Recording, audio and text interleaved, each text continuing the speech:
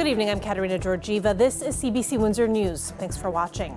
Tonight, a look at transit and how investments played out during budget talks. Plus, a whistleblower hotline at the University of Windsor. The school says it's working to prevent future misconduct. The Thames River in Chatham, Kent is rising, with the community under a flood warning as a big storm rolls through our region. And all eyes on Trump as the former president surrenders to authorities in New York and pleads not guilty to criminal charges. Let's start tonight with a look at roads and public transit. Those items sparked some of the biggest discussions during Council's budget meeting yesterday, with one getting millions more in dedicated future funding, while the other did not. CBC's Jennifer LaGrassa explains.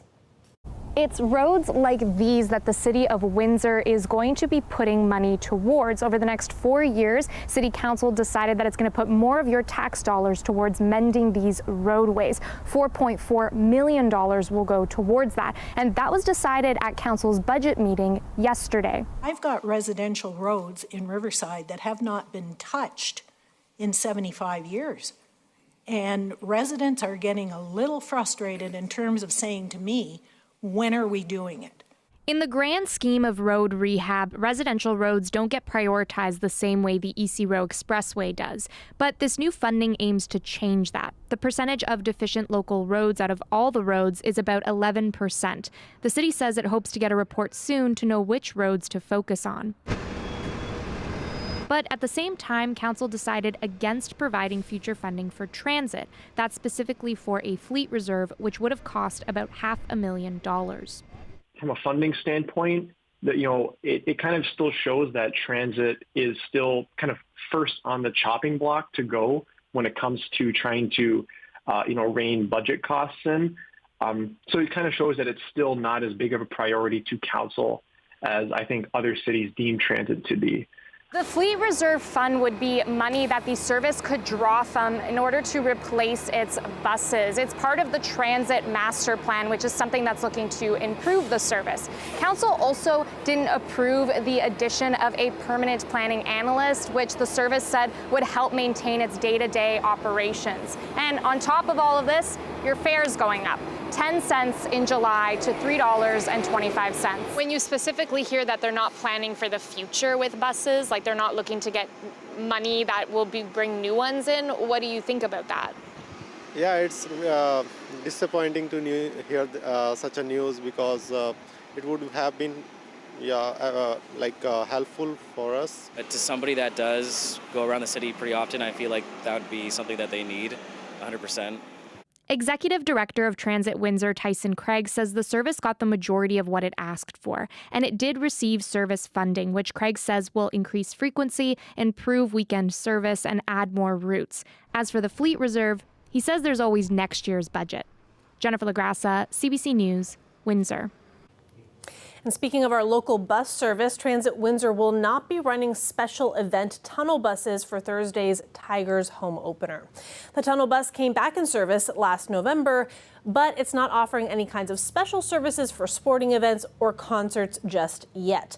They will, however, provide extra buses to help get people across in a timely manner, but still a limited amount because the game is in the afternoon. The last bus will leave Detroit for Windsor at 9:41. That's much earlier in the night than pre-pandemic. Back then, the last crossing for a special event bus used to be just after 1 a.m. The University of Windsor has launched a new tool to keep employees in check, a whistleblower hotline. It will be operated by a third-party accounting firm, which will pass on any complaints to the school for review. TJ Deere reports. Faculty and staff at the University of Windsor can now report suspected misconduct to the school. The Whistleblower Safe Disclosure Hotline is being run in partnership with accounting firm Grant Thornton. According to the program's website, employees may report suspicious improper activity regarding a breach of school policy, a violation of a legal or regulatory requirement, serious financial misconduct, or research misconduct. Nobody at the university was made available for an interview, but when asked by CBC News why the hotline was being set up and if it was due to an increase in misconduct, in a statement, the university said that they're continuing to improve its internal processes and prevent any future misconduct. The statement continued, saying the goal of the program is to create a safe space for reporting, address concerns, and find solutions that would benefit everyone and the university. The university did not say how much the hotline is costing or where the money is coming from. The program website says that the university will aim to protect a potential whistleblower's identity, but that it may be necessary to request their identity be revealed. The disclaimer at the bottom of the page reads that in some cases, the university may not be able to fully investigate without the whistleblower's identity. The disclaimer continues, saying, quote, "The choice is yours, but in such cases, we would encourage you to consider identifying yourself so that your employer may fully investigate and provide you with the necessary support, assistance, and/or protection required," end quote. Although he credits the university for setting up the hotline, a whistleblowing expert has wider concerns about the protection that would be applied to potential whistleblowers, citing the lack of protection at the federal level. Canada is essentially a wasteland for whistleblower protection. We have the worst at the federal level, we have the worst whistleblower protection law on the planet. And we have a system that's been in place for more than 17 years, which has never protected a single whistleblower in that time. Complaints by university employees can be made through the phone number on screen, 1-800-484-2273. Complaints can also be made via email, snail mail, or online. TJ Deere, CBC News, Windsor. To New York now, where former U.S. President Donald Trump pleaded not guilty to 34 charges of falsifying business records today. Charges that stem from alleged hush money payments made to two women in 2016, including an adult film star. Prosecutors claim it was to cover up Trump's extramarital affairs during his first presidential campaign. The former U.S. president is denying there was any wrongdoing. CBC's Travis Danraj has the details. Stunning, historic, whatever the adjective, words seem to fail this moment in American history. Images did not. A solemn former president cocooned by security walking into a Manhattan courthouse. Inside, a new low. Donald Trump was fingerprinted, processed, the first president to become a criminal defendant. Trump pled not guilty to 34 counts of falsifying business records. Today's unsealing of this indictment shows that the rule of law died in this country. For the country he once led, this moment will no doubt further carve out an ever-growing divide. It's a witch hunt. It's all political. This is a book charge that they're giving him right now. Let's start from there and then go on to the other charges. It just shows that he's a liar. He's hiding stuff. Justice right here. What kind of president is that? In what is the ongoing drama of the Trump reality show, USA! What comes next is unknown. His legal challenges in New York, Georgia, and elsewhere are mounting. President Trump. But tonight, in the face of it all, defiance, a rally at Mar-a-Lago to line the coffers. Millions already raised for his 2024 campaign since his indictment. After all of this, it's hard to fathom Donald Trump could ever hold public office again. However, he and his supporters are resolute. He will once again sit behind that historic desk in the Oval Office. Travis Danraj, CBC News at the White House.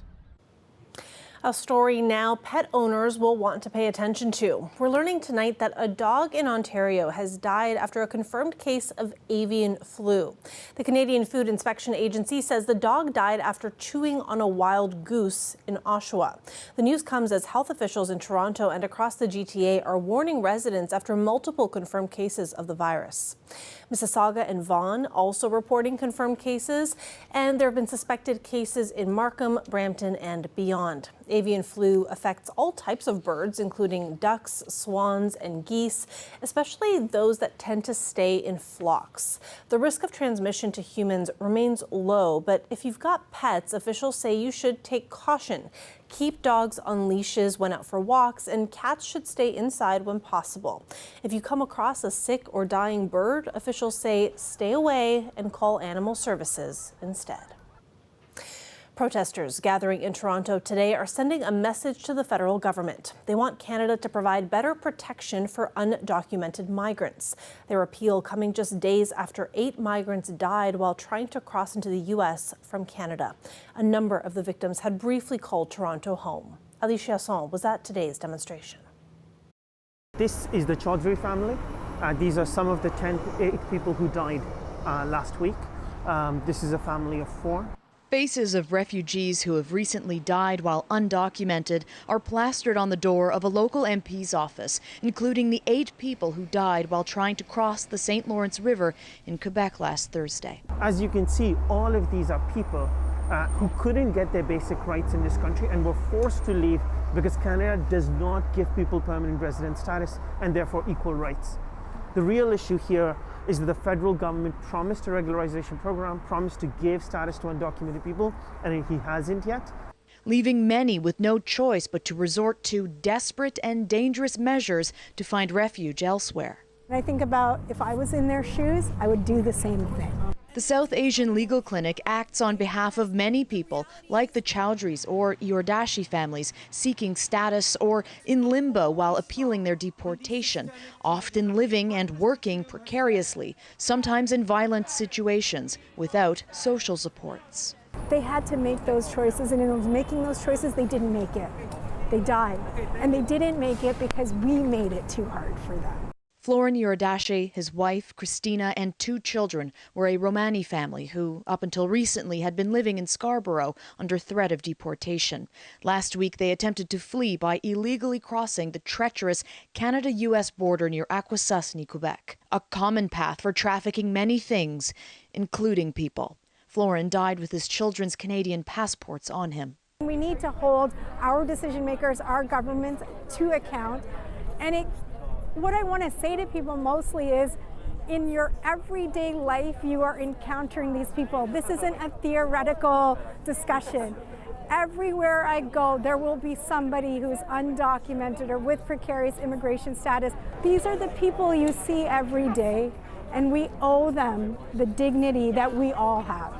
Protesters outside the MP's office want the Trudeau government to end the Safe Third Country Agreement and ensure permanent resident status to all migrants.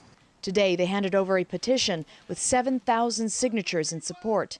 Meanwhile, the Canadian government says it's continuing to work on protections for undocumented workers who are, quote, contributing to Canadian communities. Ali Chiasson, CBC News, Toronto. A new private members bill at Queen's Park aims to add legal protections for drag performers and their audiences. The bill was just introduced this afternoon by NDP member Kristen Wong-Tam.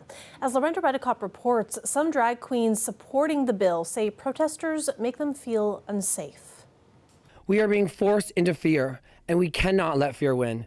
We will not let fear win. Scarlett Bobo, a former contestant on Canada's Drag Race, was one of the drag performers at Queen's Park today, highlighting discrimination and threats. I've had people throw beer bottles at me. I've had people run at me through the streets. I've had to run into restaurants and hide behind counters just to stay safe until the police arrive. Today, NDP MPP Kristen Wong-Tam proposed a bill that would protect LGBTQ people, including drag performers. There's been a dramatic spike in violence and discrimination. I'm actually driving in Hamilton. We're heading to this amazing drag brunch performance by Crystal Quartz.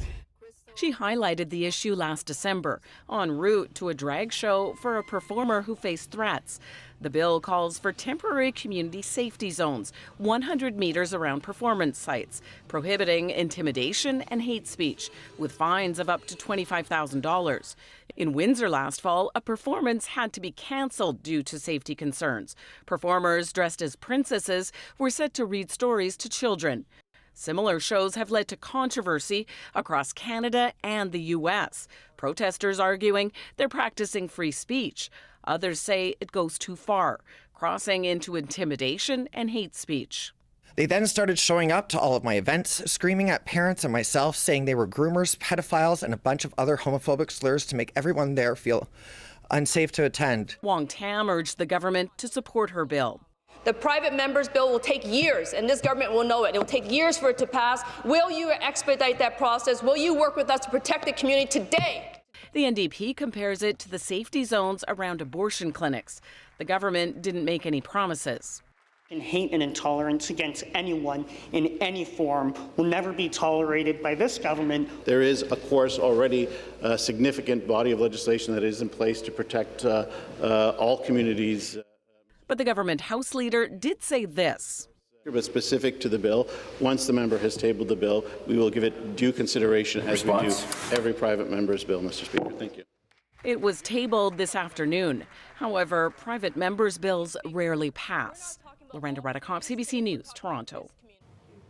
I want to take you to Chatham now, currently under a flood warning. Officials have been keeping a close watch over the rising Thames River.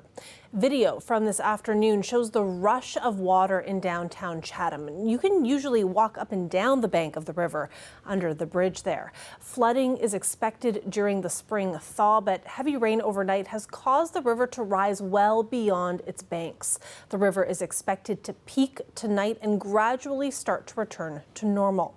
The Thames in Chatham has risen 2.5 meters since Saturday, and there's more rain expected tomorrow. And the big message from officials right now is to avoid the Thames River, saying that it's moving dangerously fast.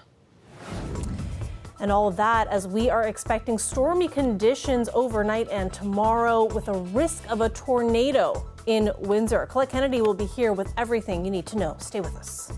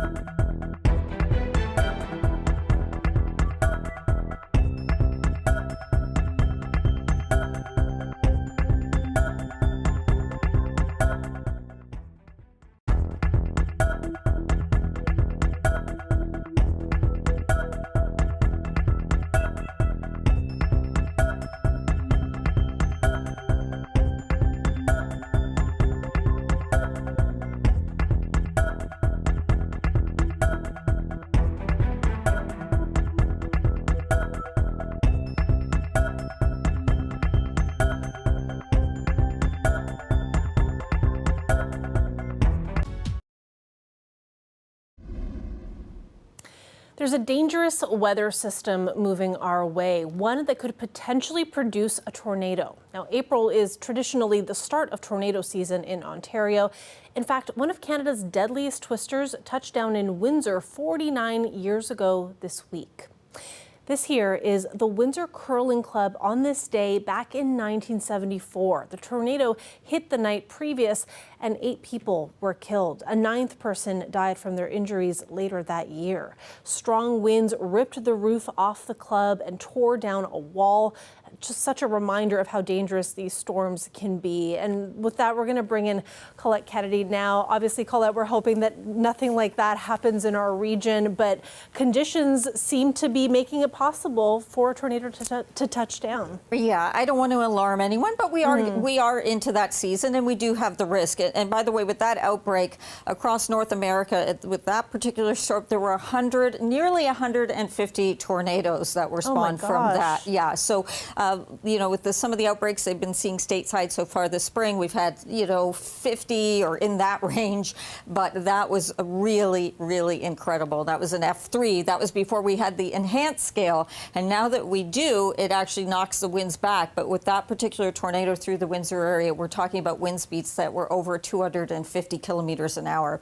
All right, this is the risk, and it is heightened stateside into the Ohio Valley. Now, there are tornado watches there tonight, a little bit further west and through the overnight hours, but this is looking ahead into Wednesday, because that's really when I want to focus on what's happening for us.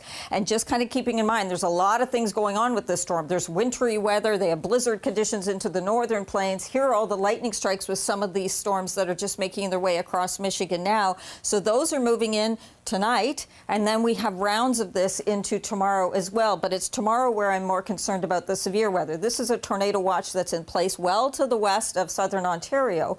But here you go, a closer look. Now, watch in these last few frames, so we get closer to the present, we're seeing fewer and fewer lightning strikes. So they are winding down somewhat. So the remnants of these will make their way across the international border. Those coming in overnight tonight, there'll be heavy rains up towards the Bruce Peninsula, 40, 50 millimeters possible. It's freezing rain into eastern Ontario. Know that if you have any travel plans, not looking good there for tomorrow, because it could be prolonged. Between tonight and tomorrow, they may see significant ice accretion and therefore seeing power outages. We are into a moderate risk here for isolated severe storms, isolated tornadoes possible. The greatest risk will be along the Bruce Peninsula, along the eastern shores of Lake Huron, back through Sarnia, and yes, possibly into Windsor. And just remembering to really pay attention tomorrow as we have these waves coming through. If there's a tornado watch that we go into, it means the conditions are right. But if there's a warning, you need to take cover immediately. It means there is a tornado on the ground. So one wave through the overnight and morning hours. Another wave comes through as we head towards lunchtime. And then late day, the actual front will come through. And once it does, guess what? Behind that, improving conditions. We'll see the clouds clearing as we go into Thursday. Maybe a little more cloud cover in the morning, but then finally that'll move away and everything subsides and improves as we head towards the holiday weekend. Keeping an eye, of course, on Chatham-Kent area. Sure, if we can keep that down to 10 millimeters, that'd be great. Just keeping in mind with thunderstorms, right, locally you can have some heavier amounts, but it really looks like it's going to be more Sarnia northward. So for tomorrow, yep, a lot of moisture, humidity, but also heat, 22 degrees. This is providing the energy for these storms, and then much more comfortable behind that front once it goes through. Definitely looking forward to those more comfortable days, as you said. Thanks for that, Colette. You're welcome. When we come back, we're going to go deep underwater to tell you about a new world record. Stay with us.